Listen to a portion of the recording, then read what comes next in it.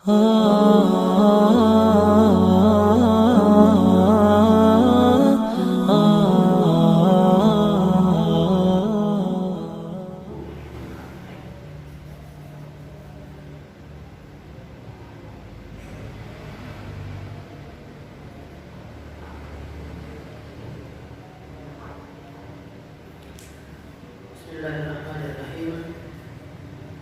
Assalamualaikum warahmatullahi wabarakatuh. Waalaikumsalam. Innal hamdalillah nahmaduhu wa nasta'inuhu wa nastaghfiruh wa na'udzu billahi min shururi anfusina wa min sayyiati a'malina. May yahdihillahu fala mudilla lahu wa man yudlilhu fala hadiya lahu. Ashhadu an la ilaha illallah wahdahu la syarika lahu wa ashhadu anna Muhammadan abduhu wa rasuluh. Allahumma salli ala Muhammad wa ala alihi wa ashabihi wa man tabi'ahum bi ihsan ila yaumiddin. Qala Allah ta'ala fi kitabihil karim, ya ayyuhalladzina amanu taqullaha haqqa tuqatih wa la tamutunna illa wa antum muslimun. Ya ayyuhan nasu taqu rabbakum alladzi khalaqakum min nafsin wahidah wa khalaqa minha zawjaha wa batha minhuma rijalan katsiran wa nisaa'a wattaqullaha alladzi tasaaluna bihi wal arham innallaha kana 'alaykum raqiba. Ya ayyuhalladzina amanu taqullaha wa qulu qawlan sadida yuslih lakum a'malakum wa yaghfir lakum dhunubakum wa man yuti'illaha wa rasulahu faqad faza fawzan 'azima. Amma ba'du, fa inna asdaqal hadithi kitabullah wa khairal hadi hadi Muhammadin sallallahu alaihi wasallam wa syarrul umuri muhdatsatuha wa kullu muhdatsatin bid'ah wa kullu bid'atin dhalalah wa kullu dhalalatin finnar. Ma'asyiral muslimin, sedang salat maghrib dan isya yang dirahmati Allah. Ucap syukur kita ucapkan kepada Allah atas nikmat-nikmat yang Allah berikan kepada kita, khususnya nikmat iman, nikmat Islam, kemudian nikmat sehat, dan kita mohon kepada Allah agar nikmat-nikmat tersebut senantiasa Allah mudahkan kepada kita, dan kita mohon kepada Allah agar kita digolongkan dalam golongan hamba-hamba Allah yang pandai bersyukur atas nikmatnya, dan kita mohon kepada Allah agar Allah Subhanahu wa ta'ala memberkahi kita di bulan Rajab, di bulan Sya'ban, dan Allah menyampaikan kita sampai pada bulan Ramadan. Dan kita mohon kepada Allah agar kita diberi kekuatan, diberi kesehatan dalam menjumpai bulan Ramadan, sehingga kita beribadah kepada Allah di setiap hari berpuasa dengan sungguh-sungguh dan melakukan qiyamul lail dengan sungguh-sungguh, dengan kesehatan yang prima, sehingga kita mendapatkan kebaikan di bulan Ramadan. Dan kita mohon agar kita tidak sia-sia di bulan Ramadan, karena Nabi katakan barang siapa yang tidak mendapatkan kebaikan di bulan Ramadan, maka dia tidak mendapatkan apapun. Kemudian salawat dan salam kita aturkan kepada Nabi besar Muhammad sallallahu alaihi wasallam, yang mana dengan diutusnya beliau syariat Islam sempurna, dan kita mohon hidayah dari Allah, kita mohon taufik agar Allah memudahkan kita dalam mengikuti sunnah-sunnah Nabi sallallahu alaihi wasallam, dan kita mohon kepada Allah keistiqamahan kita dalam beragama, dalam mengikuti sunnah-sunnah Nabi sallallahu alaihi wasallam sampai akhir hayat kita, dan kita dimatikan dalam keadaan husnul khatimah. Ma'asyiral muslimin rahimakumullah, kita masuk pada hadis yang kedua dari kitab Syarah Riyadhus Shalihin. Wa an ummil mu'minin ummi Abdillah Aisyah radhiyallahu anha qalat qala Rasulullah sallallahu alaihi wasallam yaghzu jayshun al-Ka'bata فإذا كانوا ببيداء من الأرض يخسف بأولهم وآخرهم. قال قلت يا رسول الله كيف يخسف بأولهم وآخرهم وفيهم أسواقهم ومن ليس منهم؟ قال يخسف بأولهم وآخرهم ثم يبعثون على نياتهم. متفق عليه. وهذا لفظ للبخاري. Dari Aisyah radhiyallahu anha, Ummul Mukminin, Ummi Abdillah Aisyah radhiyallahu anha, beliau berkata, Rasulullah sallallahu alaihi wasallam bersabda, "Yaghzu jayshun al-Ka'bah." Itu pasukan perang menyerang Ka'bah. Fa idza kanu bi bayda'a min al-ardi, maka tatkala mereka ini sudah masuk atau sampai ke tanah tersebut dekat dengan Ka'bah, yukhsaf bi awwalihim wa akhirihim. Mereka ini ditelan oleh bumi, mulai orang yang pertama sampai yang terakhir, semuanya. Maka Sayyidah Aisyah radhiyallahu anha bertanya kepada Rasulullah, "Ya Rasulullah, bagaimana orang-orang dari awal sampai akhir mereka itu ditelan bumi? Padahal di antara mereka ini ada pasar di dalam tanah yang luas akan ke Ka'bah ini, di tanah haram itu, di situ ada pasar, ada perniagaan, ada orang berdagang."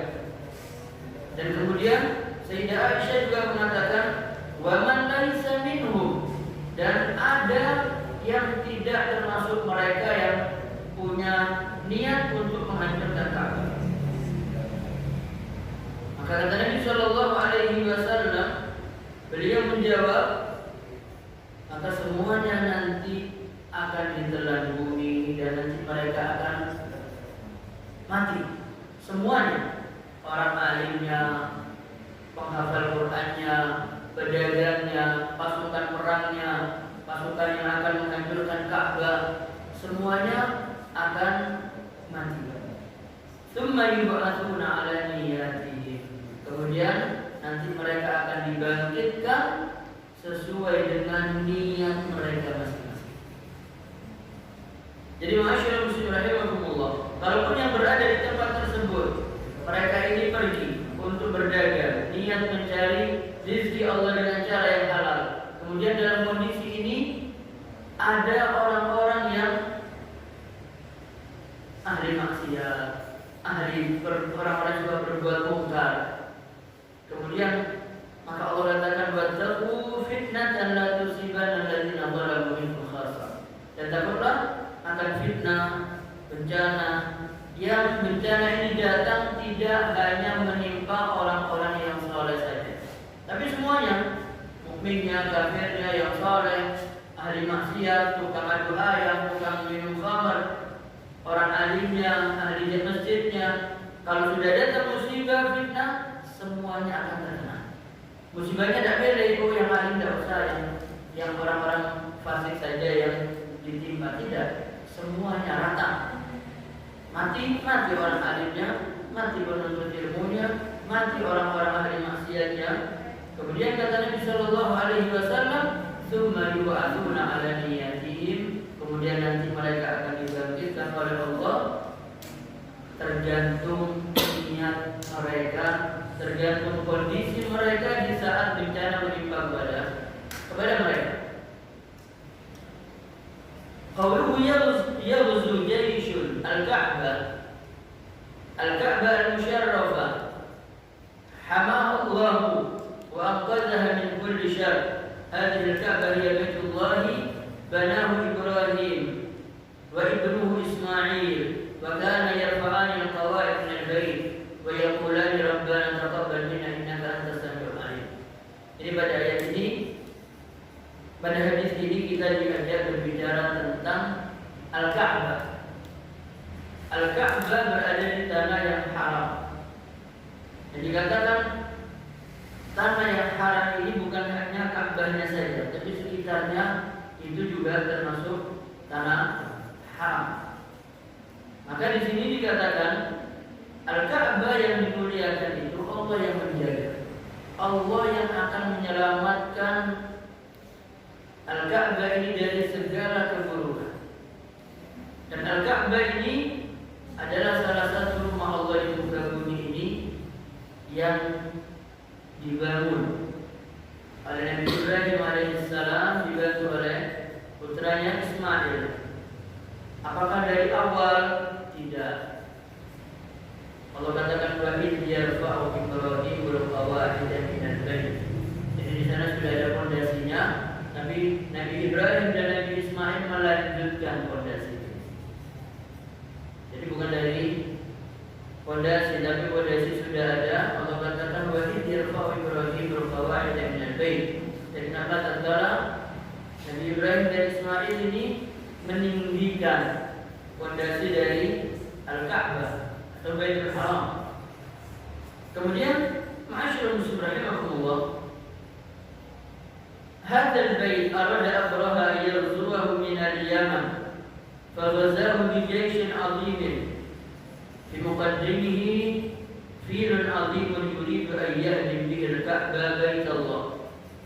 Ini ma'asyiral muslimin, kita pernah mendengar cerita tentang apa? Abraha. Abraha ini datang ke Yaman untuk apa? Menguasai Yaman. Kemudian setelah itu Abraha ini atau Yaman ini dikuasai oleh An-Najasyi. An-Najasyi itu adalah pemimpin yang menguasai Mesir. Yaman. Kalau kita Indonesia presiden. Kalau Romawi kaisar. Yaman Najasyi. Dari Habasyah masuk ke Yaman. Kemudian sampai di Yaman, Abraha ini punya saingan namanya Arya. Sama-sama pemimpin pasukan, sama-sama handal, sama-sama ingin mendekatkan diri kepada An-Najasyi. Sampai akhirnya kedua-duanya berperang dengan pasukannya, sampai akhirnya diberhentikan duel antara Abraha dengan Arya. Dimulai Abraha ini terluka di hidungnya, di pipinya, kemudian di rahang. Kemudian setelah itu di antara pasukan Abraha ini membunuh Al-Arya. Maka Abraha yang menguasai. Kemudian Abraha mengatakan kepada An-Najasyi, wahai Najasyi, apakah Anda mau aku buatkan rumah untuk menandingi Al-Ka'bah? Al-Ka'bah ini rumah yang dihormati, yang dimuliakan, dan di sana terdapat sentral perdagangan. Jadi semua pedagang hampir melewati Makkah, dan mereka berada di Ka'bah untuk melakukan apa? Ibadah. Ibadahnya mereka haji.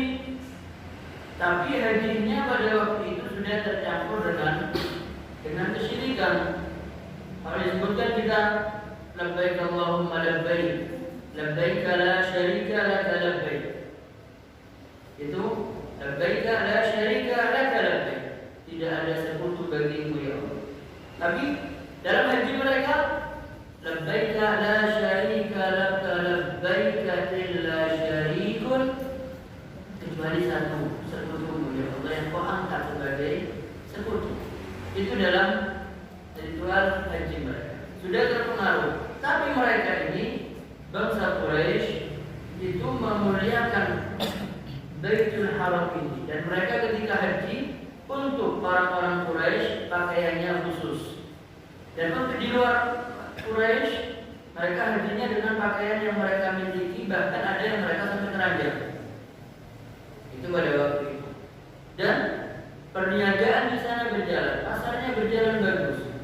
Abraha mendengar, melihat Ka'bah ini, maka dia mengatakan, wahai Najasyi, bagaimana kalau kita membuat rumah untuk menandingi Ka'bah? Disebutkan dibuat Ka'bah ini Al-Bait, karena mereka Nasrani, maka mereka membuat kanisa, gereja. Gerejanya dibuat dengan sangat megah. Sampai dikatakan saking tingginya, kalau orang melihat itu ke atas, kopiahnya bisa terjatuh. Karena saking tingginya atapnya, ornamennya sangat istimewa. Maka mendengar Abraha akan memindahkan orang-orang itu ibadahnya ke mana? Ke Yaman, maka ada beberapa orang yang mendengar. Akhirnya mereka dengan gegabah datang dan menantang. Dia tidak mau kalau sampai Ka'bah ini disaingi. Begitu mendengar dan sampai berita kepada Abraha bahwasanya ada yang menahan niat dari Abraha, maka akhirnya Abraha dengan pasukan yang sangat kuat, dengan kekuatan yang sangat kuat, Abraha datang ke Al-Haram untuk menghancurkan Ka'bah. Tidak niat perang. Kalau Yaman yang dikuasai, yang dipimpin oleh Abraha ini kekuatan yang kuat. Sementara bangsa Arab pada waktu itu banyak kabilah-kabilah. Jadi Abraha masuk satu kabilah ditaklukkan, masuk lagi satu kabilah ditaklukkan karena mereka berpecah. Sementara Abraha sangat punya kekuatan yang sangat kuat dan bala tentara yang besar. Dan akhirnya Abraha dengan pasukan bergajah. Maka Allah turunkan ayat Alam tara kaifa fa'ala rabbuka bi ashabil fil. Allah Subhanahu wa taala bertanya kepada Nabi Muhammad.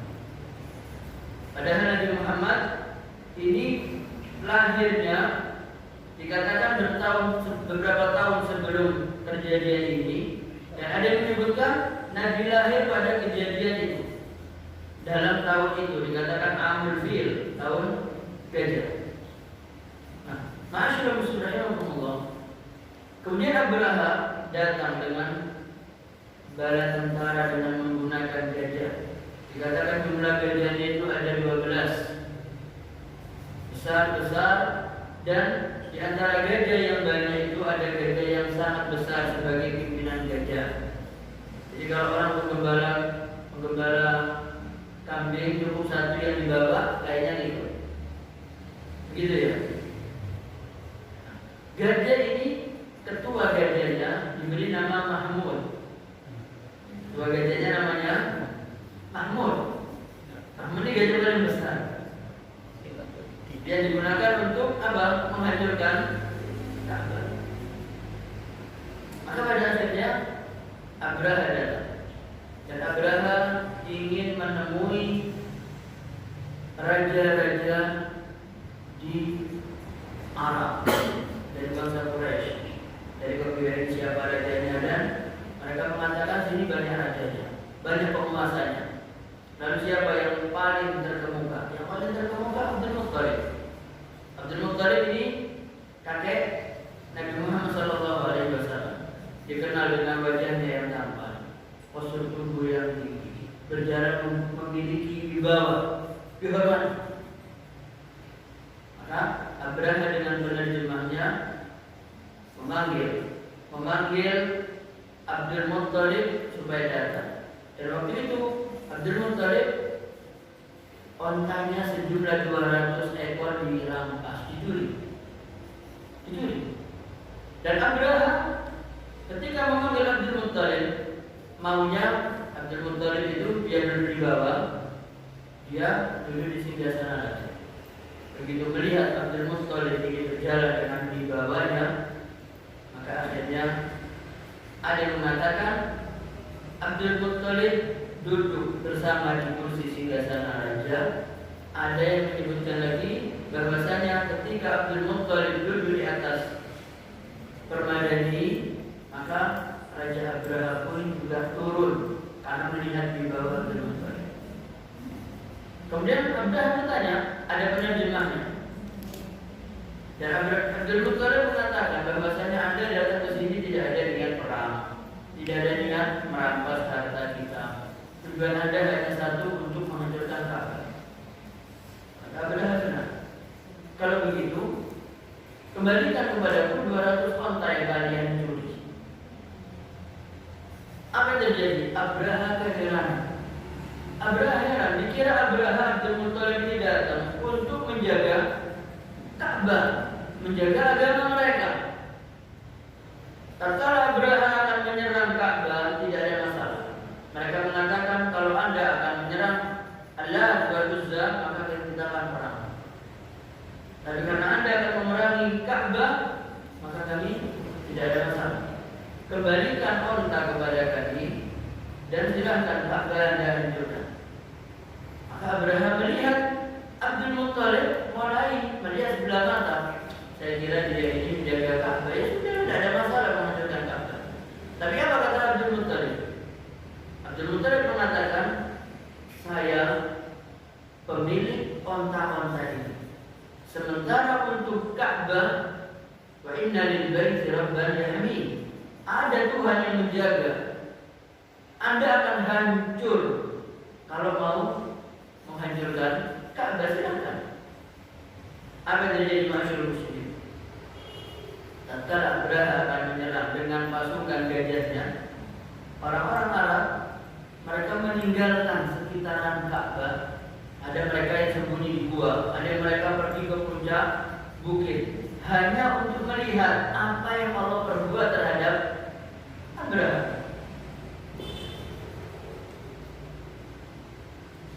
Dikisahkan bahwasanya ada seorang bernama Naufal. Naufal ini ketika gajah-gajah ini akan masuk ke wilayah haram, sebelum masuk ke Ka'bah, masih mau masuk wilayah haram saja, Naufal disebutkan, Naufal ini mengambil telinga Mahmud, kemudian mengatakan, ayyuhal fiyala, wahai gajah-gajah, kamu duduk dan jangan coba-coba mengganggu Ka'bah. Kalau kamu mau mengganggu, maka Tuhan akan membinasakanmu. Maka apa yang terjadi?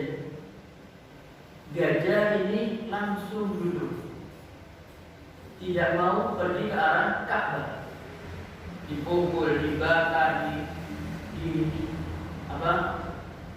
diseret untuk menghadap ke Ka'bah.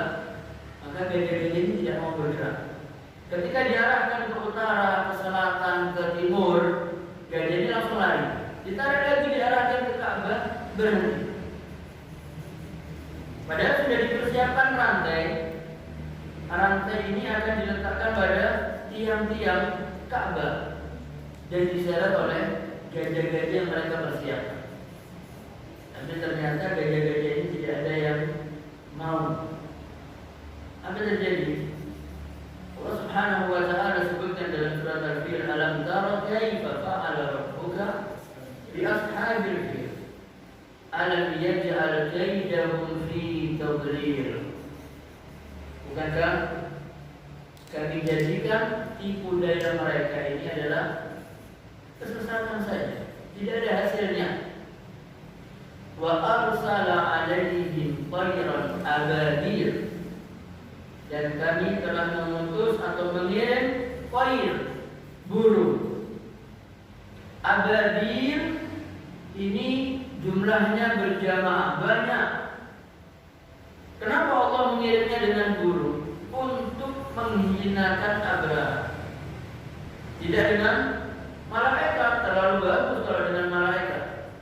Seperti Namrud, musuhnya Nabi Ibrahim alaihissalam, yang mengatakan ana uhyi wa umit, aku bisa menghidupkan, aku bisa mematikan. Tapi dengan apa Allah matikan? Dengan serangga mati. Ashabul Ukhdud juga begitu dengan serangga mati. Maka Allah tidak perlu untuk menghancurkan pasukannya Abraha ini dengan mengirim malaikat, tidak, hanya dengan burung. Jika Dan wa arsala alaihim tayran ababil tarmihim bihijaratin min sijil. Burung ini melempari mereka dengan hijarah, batu-batu min sijil. Ada yang mengatakan min sijil pakai nun. Dikatakan ada lam, ada nun, dirubah-rubah. Artinya dua-duanya diperbolehkan. Ketika menggunakan min sijil, maka diartikan bahwasanya batu itu dari neraka. Kalau menggunakan min sijil pakai lam yang biasa kita baca, maka itu batunya dari tanah yang sudah kering. Tanah liat yang sudah kering menjadi batu. Dikatakan bahwasanya setiap burung tayran ababil tadi yang berbondong-bondong, ababil itu dalam bentuk jamak, tidak ada bentuk singlenya. Jadi semuanya plural, tidak ada single. Dalam bentuk mufrad tidak ada. Tapi ada yang mengatakan ada mufradnya itu dari kata abil atau ibar. Tapi yang masyhur dalam bahasa Arab tidak ada mufradnya, seperti kalimat nisa. Nisa itu tidak ada mufradnya.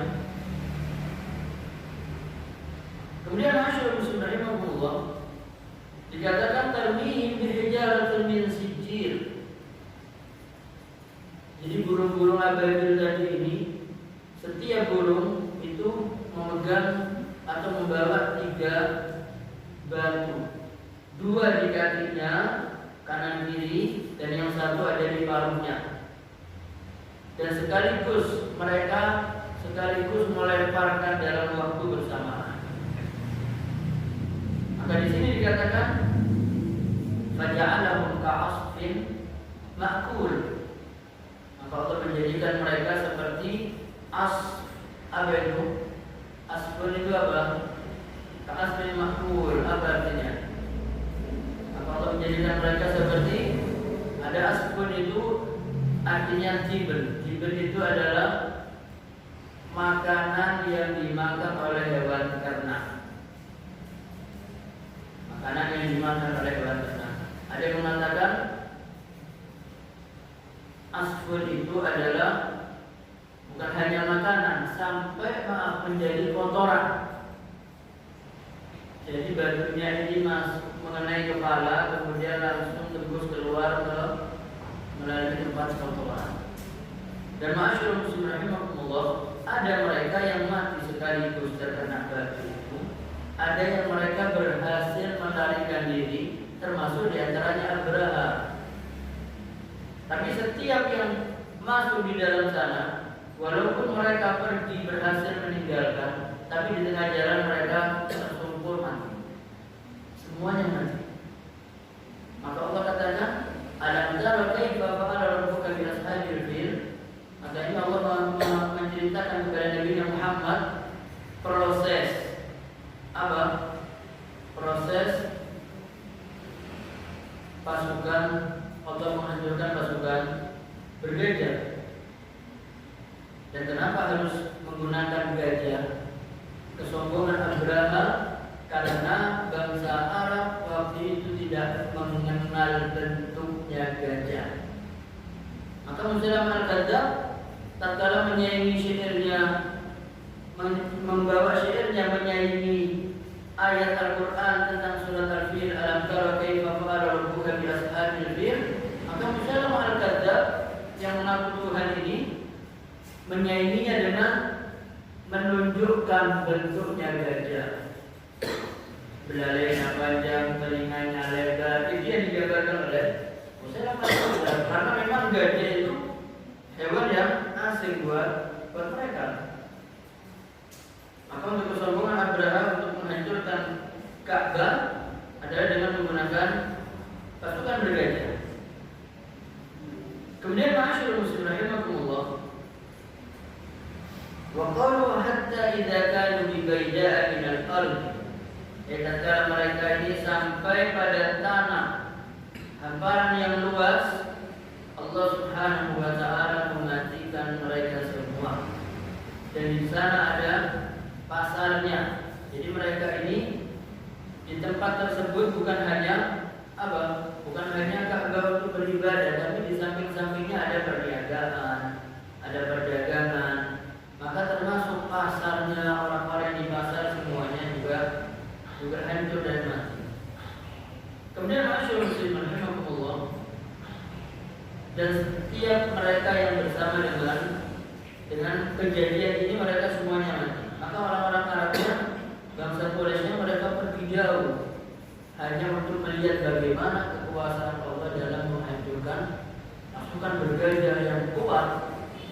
Dengan kekuatan gajah yang sedemikian rupa, dengan diberikan rantai yang tujuannya adalah untuk menarik fondasi atau tiang-tiang Ka'bah. Dengan kekuatan itu gambaran mereka maka akan hancur. Maka orang-orang Arab melihat bagaimana Allah menjaga rumah yang mulia ini, karena digunakan untuk ibadah oleh orang-orang Arab Quraisy. Walaupun dalam ibadah hajinya masih bercampur dengan dengan kesyirikan. Kemudian masyaallah muslimin rahimakumullah, lamma qala Rasul, tatkala Rasulullah bersabda tentang apa yang keluar dari kebingungan Aisyah radhiyallahu anha, maka Nabi sallallahu alaihi wasallam beliau menjawab, di antara mereka ada yang tidak punya niat buruk dengan Ka'bah walaupun mereka berada di sana. Tapi Nabi mengatakan mereka semua ini dari yang awal sampai yang akhir mereka semua akan Allah matikan, dan nanti akan Allah bangkitkan sesuai dengan niat mereka semua. Maka masyaallah muslimin rahimakumullah, dikatakan kullun lahu ma nawa, setiap orang akan mendapatkan apa yang telah dia niatkan. Dan Nabi sebutkan masih dalam bab niat, innamal a'malu binniyat wa innamal likulli imri'in ma nawa. Fa fi hadzal hadis, dan dalam hadis ini ada pelajaran bahwasanya man syaraka al-batil wa ahlal baghi wal udwan fa innahu yakunu ma'ahum fil 'uqubati as-salih wa talih. Maka siapa saja yang bersama dengan orang-orang yang melakukan perbuatan dosa permusuhan, maka nanti dia akan merasakan siksaan di dunia ini sama dengan mereka, yang solehnya ataupun yang tidak baik, sama. Al-uquba idza waqa'at ta'um wa la tatruk ahadan thumma yawmal qiyamah yufatuna 'ala niyatihi. Jadi dikatakan kalau kita ini hidup di lingkungan orang-orang yang suka bermaksiat, di lingkungan kita ada orang yang suka main judi, suka adu ayam, suka merusak kehormatan orang, dan kita tidak bisa meninggalkan tempat tersebut, maka kalau ada bala, ada musibah, banjir, gunung meletus, longsor, maka orang-orang solehnya pun juga akan tertimpa. Tapi tidak, semuanya akan tertimpa. Tapi nanti pada hari kiamat ketika dibangkitkan oleh Allah, maka kondisinya tidak sama. Orang yang suka adu ayam dengan kondisi begitu, orang yang ahli ibadah kondisinya dengan kealimannya. Maka ma'asyiral muslimin rahimakumullah, Allah berfirman pada ayat yang sudah kita sampaikan, wattaqu fitnatan la tusibanna alladziina zalamu minkum khassah wa'lamu anna Allaha syadidul 'iqab. Allah katakan, dan takutlah akan fitnah, bencana, yang mana bencana ini tidak hanya menimpa orang-orang zalim saja di antara kalian. Jadi yang orang tidak zalimnya juga terkena. Orang yang tidak melakukan perbuatan mungkar juga terkena. Maka yang bisa kita petik di sini adalah untuk mengingkari kemungkaran itu harus dilihat ketika ada yang akan menegakkan amar ma'ruf atau nahi munkar tapi tidak punya kekuatan, tidak punya perhitungan, yang ada Abraham malah akan datang dan menghancurkan Ka'bah. Yang awalnya hanya ingin membangun gereja untuknya ini Ka'bah. Tapi ada orang Arab yang datang ke sana untuk mencegah kemungkaran ini dengan cara yang tidak baik, sehingga menimbulkan kemungkaran yang lebih besar dari pelaku kemungkaran, yaitu niat untuk menghancurkan Ka'bah. Maka untuk amar ma'ruf nahi munkar itu juga tidak bisa serta-merta kemungkaran langsung kita hancurkan. Tidak. Kita harus melihat kira-kira kalau saya tegakkan begini bagaimana. Ternyata kalau kita tegakkan dengan cara keras akan berdampak banyak, maka itu akan lebih baik kita tidak menegakkan amar ma'ruf nahi munkar. Kalau di tempat di sana penjudi dan kita tidak punya kekuatan, kemudian kita obrak-abrik, kita sendiri yang hancur konyol. Maka Allah katakan, man ra'a minkum munkaran, siapa melihat kemungkaran di antara kalian, Allah katakan falyughayyirhu biyadihi, dan dia berubah dengan tangannya. Ini untuk orang-orang yang punya kekuasaan, punya kekuatan, pasukan, bala tentara dan seterusnya. Presiden ini baru punya wewenang. Fa'ilam yastati fabilisani, kalau tidak sanggup maka dengan lisan, memberikan nasihat, mengajak, melarang. Kalau masih tidak sanggup, dengan hati. Artinya kita mengingkari, kita tidak sanggup menahan, kita ingkari ini munkar, ini dosa, kita tidak datang ke sana. Pak, ayo, tidak. Kenapa? Karena di situ kemungkaran, kita tidak perlu datang. Kalaupun harus datang ke tempat tersebut dengan kondisi kita tidak mampu, hati kita ini tidak rela. Wadzalika adhaful iman, dan kondisi yang terakhir ini adalah kondisi keimanan yang paling lemah. Dan kalau sudah kita tidak mau mengingkari kemungkaran, maka keimanan kita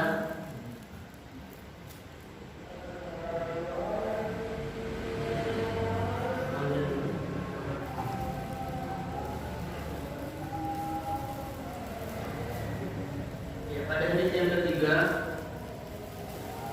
wa an Aisyah radhiyallahu anha qalat, qala Nabi sallallahu alaihi wasallam, la hijrata ba'da al-fath, walakin jihadun wa niyyatun, wa idza istunfirtum fanfiru, muttafaq alaih.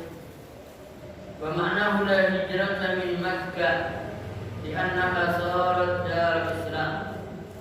Dari Aisyah radhiyallahu anha, dia berkata, Nabi sallallahu alaihi wasallam bersabda, tidak ada hijrah setelah menguasai Makkah. Hijrah terjadi di zaman Nabi dari Makkah ke Habasyah, kemudian dari Makkah ke Madinah, dari Makkah ke Madinah. Ketika beliau hijrah sampai kira-kira 8 tahun lamanya, barulah Nabi Shallallahu Alaihi Wasallam kembali ke Makkah dengan kekuatan orang muslimin yang begitu banyak, dan mereka masuk ke Mekah dalam keadaan kuat dan mendapatkan pertolongan oleh Allah Subhanahu wa taala dan bisa menguasai Mekah. Maka kata Nabi sallallahu alaihi wasallam, setelah ini tidak ada lagi hijrah. Hijrah karena apa? Karena Mekah sudah menjadi negara Islam, sudah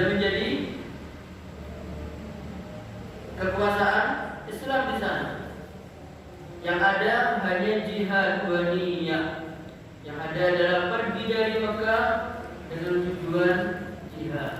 Tapi untuk hijrah karena tertekan sudah tidak ada lagi. Karena Mekah sudah dikuasai.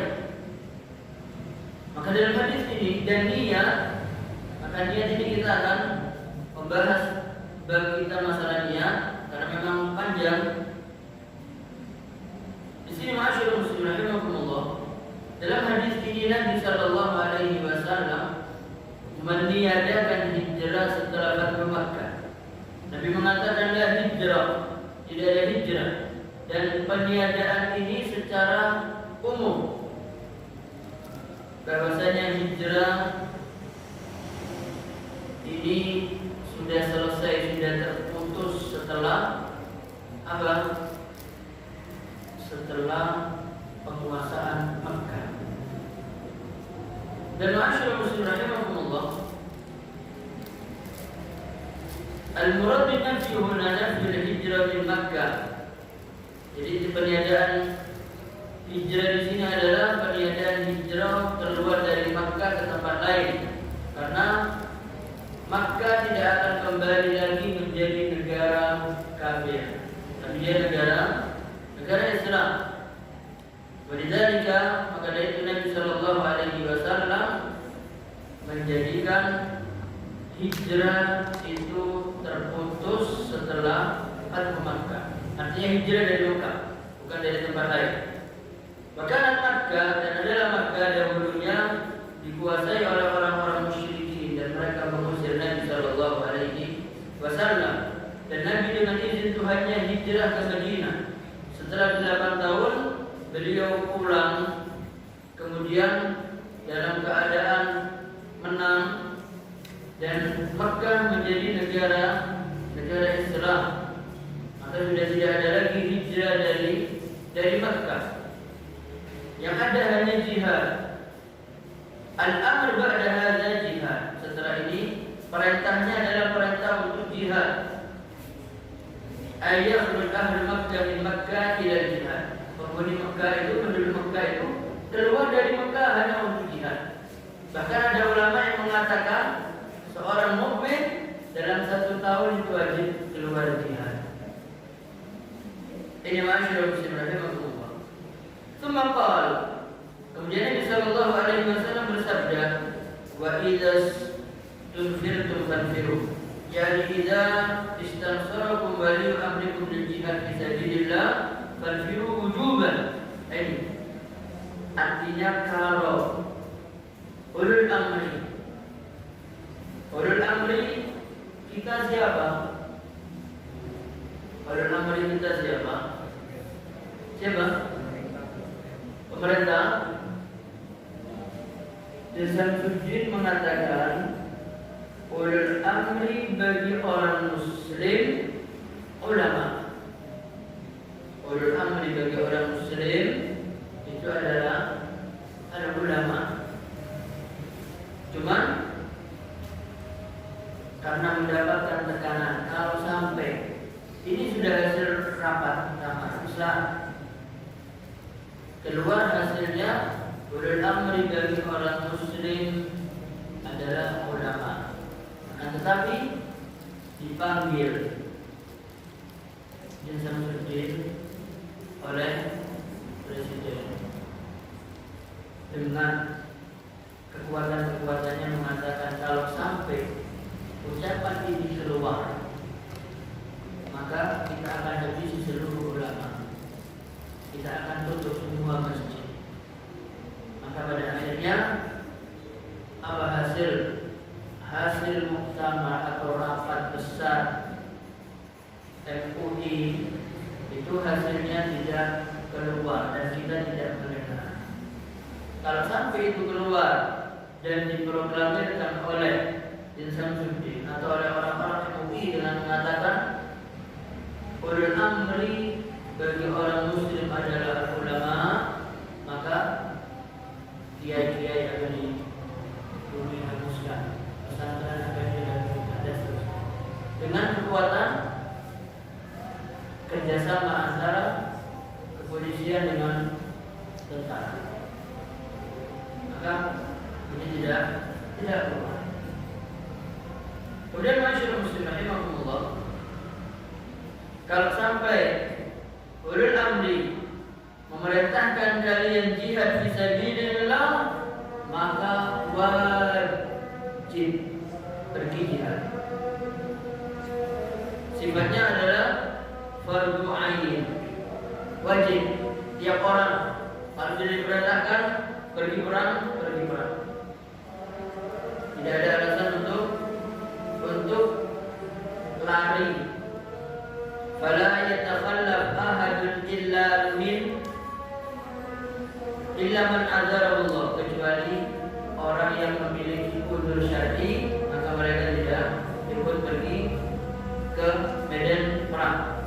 Maka Allah Subhanahu wa taala berfirman, ya ayyuhalladzina amanu, wahai orang-orang yang beriman, malakum, kenapa kalian idza qila lakum munfiru fi sabilillah, tatkala dikatakan kepada kalian pergi ke medan perang, istaqaltum bil ard, kalian merasa berat.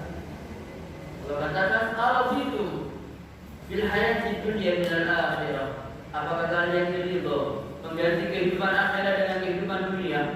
Allah katakan fama mata'ul hayati dunya fil akhirah illa qalil, maka tidak lain kesenangan dunia itu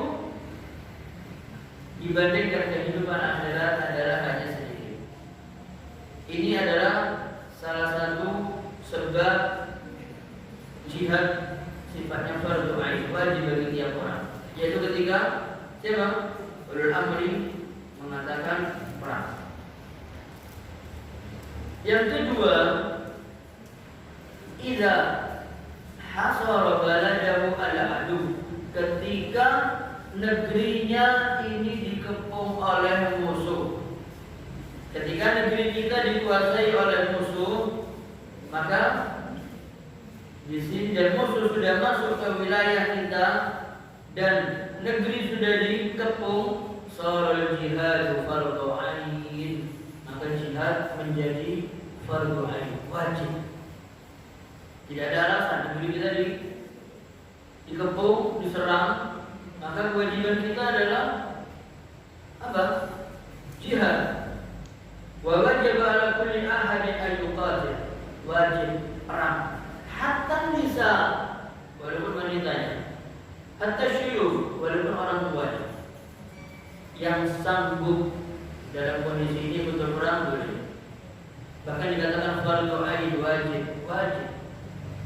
Karena hadza qital difa, karena di sini sifatnya perangnya adalah perang untuk membela. Kemudian yang ketiga, idza hadara as-saff, ketika dia masuk di barisan perang muslimin, tidak tahu tiba-tiba dia datang masuk, ternyata ini sedang ada perang muslim dengan kafir. Dia sudah masuk di sana, tidak ada lagi pergi, dia harus ikut perang. Kalau sampai dia pergi, maka dia terkena ancaman dari Allah Subhanahu wa taala. Di antara 7 yang merusak, yang menghancurkan adalah at-tawalli yaum az-zahfi, yaitu lari dari peperangan. Boleh mundur dari peperangan dengan tujuan adalah dia siasat dan untuk berkumpul menguatkan kekuatan dengan pasukan yang lain. Itu boleh dia berpaling dari musuh. Tidak boleh membelakangi musuh. Kalau dia boleh membelakangi musuh dengan syarat dia ini bergabung dengan barisan kaum muslimin. Itu yang keberapa? Yang ketiga. Wa qad ja'ala Nabi sallallahu alaihi wasallam at-tawalli yawm az-zahfi min as-sabil mubiqat. Dan Nabi telah menjadikan berpaling dari peperangan itu termasuk dari 7 hal yang menghancurkan. Setelah apa? Urut-urutannya setelah syirik, menyekutukan Allah, kemudian apa? Durhaka kepada orang tua dan seterusnya, termasuk diantaranya lari dari medan perang. Dan yang keempat, idza ihtija ila al-insan bi an yakuna as-silah la ya'rifuhu illa huwa. Atau yang keempat ini kondisi di mana dibutuhkan orang yang bisa mengoperasionalkan alat. Dia bisa punya keahlian, katakanlah bisa menjalankan motor tank atau pesawat, maka wajib bagi dia itu. Tidak ada alasan tidak. Walaupun tidak diminta oleh amri, tapi dalam kondisi dia bisa menjalankan alat tersebut dan orang lain tidak bisa, hukumnya wajib bagi dia ikut jihad. Kemudian masyaallah muslimin rahimakumullah, fi hadhihi al-mawatin al-arba'ah, dalam kondisi empat ini yakunul jihad fardhu ain, maka jihad ini menjadi fardhu ain, yaitu fardhu ain hukumnya wajib bagi tiap orang. Wa masiwa dzalika fa innahu yakunu fardhu kifayah, dan selain kondisi tersebut di atas hukumnya fardhu kifayah. Kalau sudah ada yang pergi, dia tidak wajib. Qala ahlul ilmi, sebagian ahlul ilmi mengatakan wa yajibu 'alal muslimina ay yakuna minhum jihadan fil 'ami marratan wahidah, maka wajib bagi setiap muslim baginya dalam satu tahun ini jihad sekali, per tahun jihad sekali. Ma'asyiral muslimin rahimakumullah, saya pernah dikirimi surat oleh kawan, ditanya, Ustaz, kenapa di bulan Ramadan semua khotib membicarakan tentang puasa Ramadan? Ayatnya cuma berapa? Ayat puasa berapa ayat?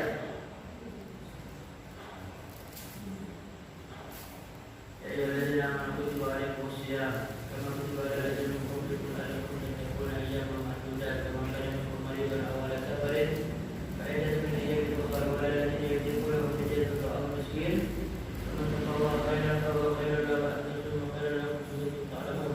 Syahrul Ramadan alladzi unzila fihi al-Qur'an hudan lin-nasi wa bayyinatin minal huda wal furqan. 4 atau 5 ayat membicarakan tentang puasa. Selama bulan puasa, bahkan sebelum bulan puasa sudah diingatkan kita akan mendatangi bulan Ramadan. Di bulan puasa ada kuliah subuh, ada buka bersama, ada tarawih. Semua intinya tentang bulan Ramadan. Ustaz, ayat yang membicarakan tentang jihad itu ratusan. Kenapa tidak ada yang membicarakan sedikit pun tentang jihad? Surat Al-Anfal banyak tentang jihad. Setelah Al-Anfal surat At-Taubah tidak ada basmalahnya. Dianggap ini satu surat dengan Al-Anfal. Ada yang mengatakan karena dalam surat At-Taubah ini isinya peperangan, tidak ada kasih sayang kepada musuh, sehingga tidak ada basmalah. Kenapa tidak dibahas sedikit pun dalam bab jihad, sehingga hati kita ini lempang saja. Jadi lihat ahlul ilmi tadi mengatakan apa? Tahun itu sekali orang ikut jihad. Ini masyarakat muslimin rahimahullah.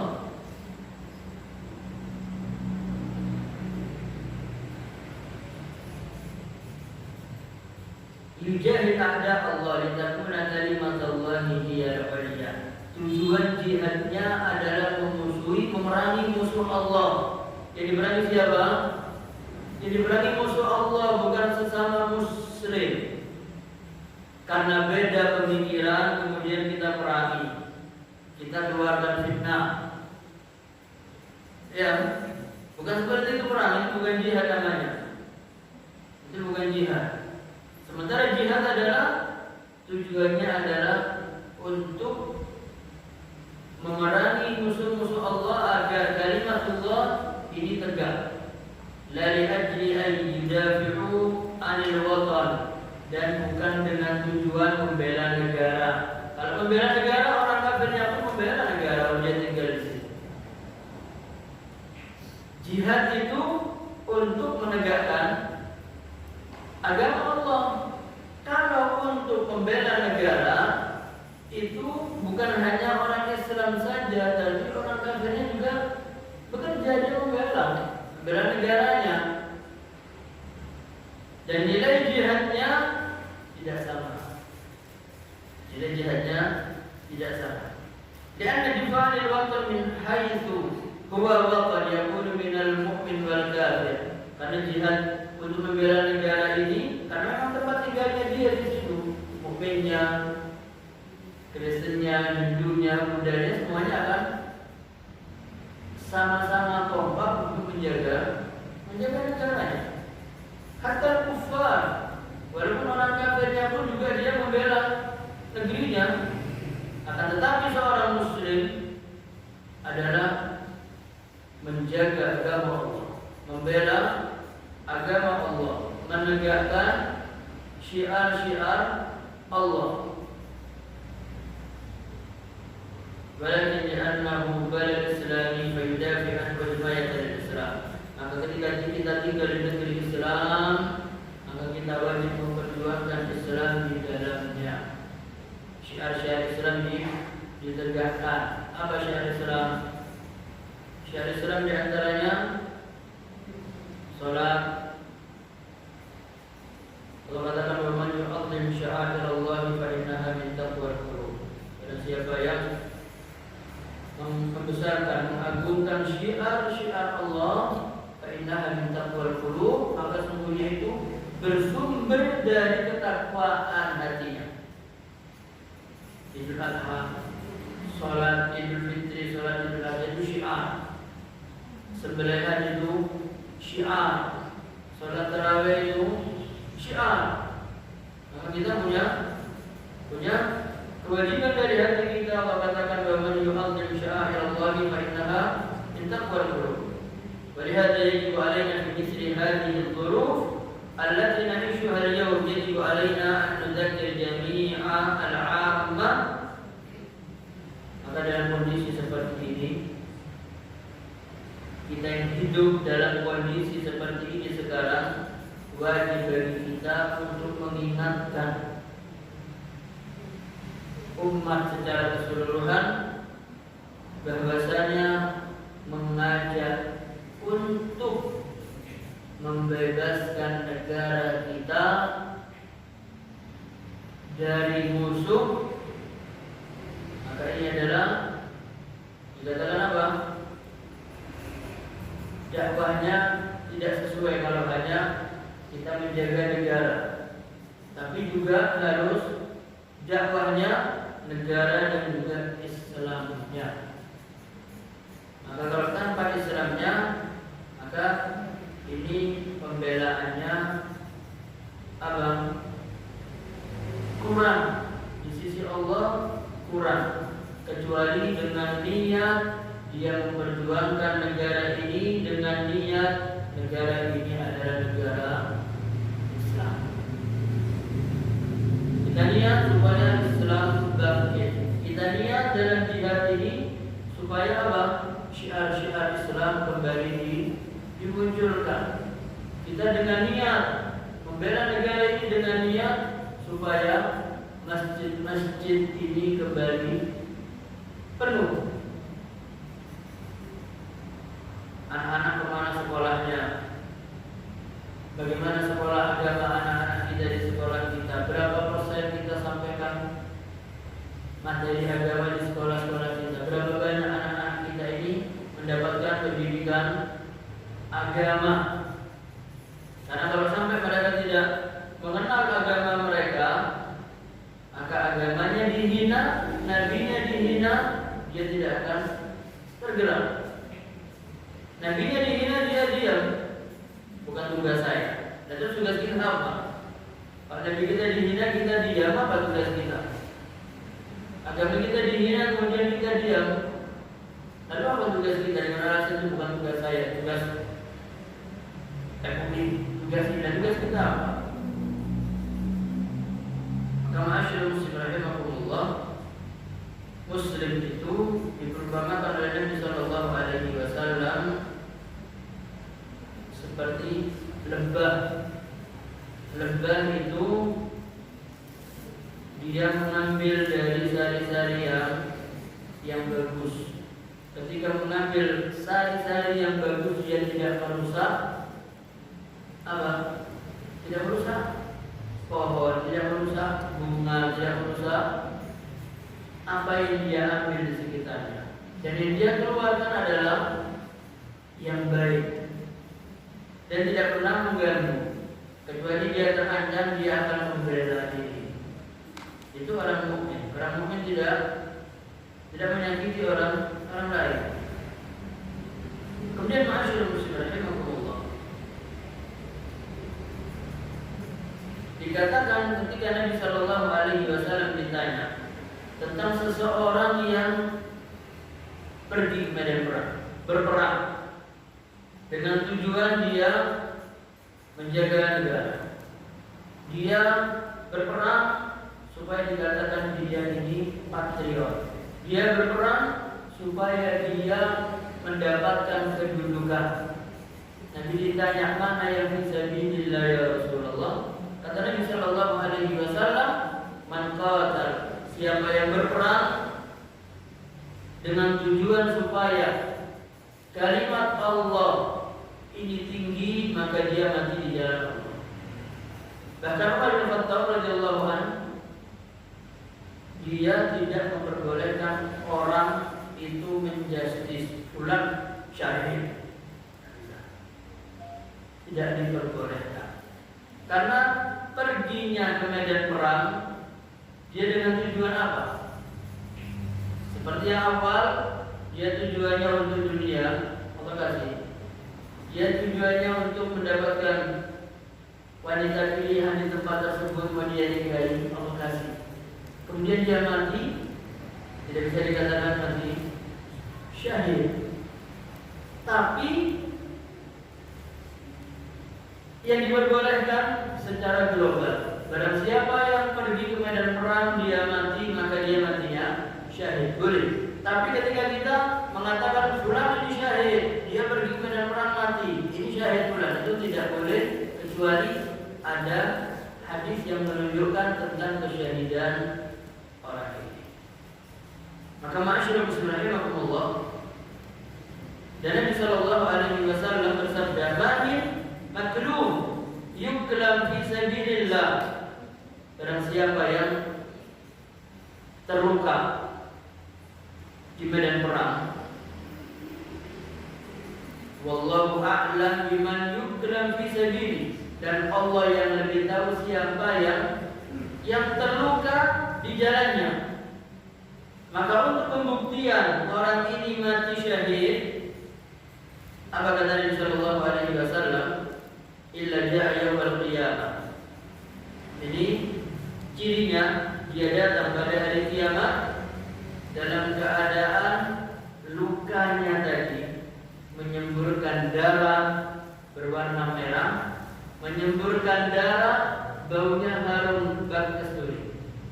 Baru itu pembuktian orang ini matinya syahid. Jadi orang yang mati syahid itu apa? Darahnya adalah segar, warnanya merah dan baunya harum. Itu yang disampaikan oleh Nabi Sallallahu Alaihi Wasallam. Sampai jam berapa? Khalas. Ya. Sudah kita dapat 2 hadis, dan insyaallah kita pada pertemuan yang akan datang akan membahas tentang pentingnya niat dalam perbuatan kita. Dan kata Nabi Sallallahu Alaihi Wasallam, tidaklah seseorang sakit atau safar, artinya kita biasa melakukan sholat duha di rumah. Kita biasa jam 8 sampai jam 9 kita baca Al-Quran pagi hari. Kemudian malam hari kita baca jam 8 sampai jam 9. Setelah sholat asar di masjid kita biasa murojaah. Tatkala dalam hari yang lain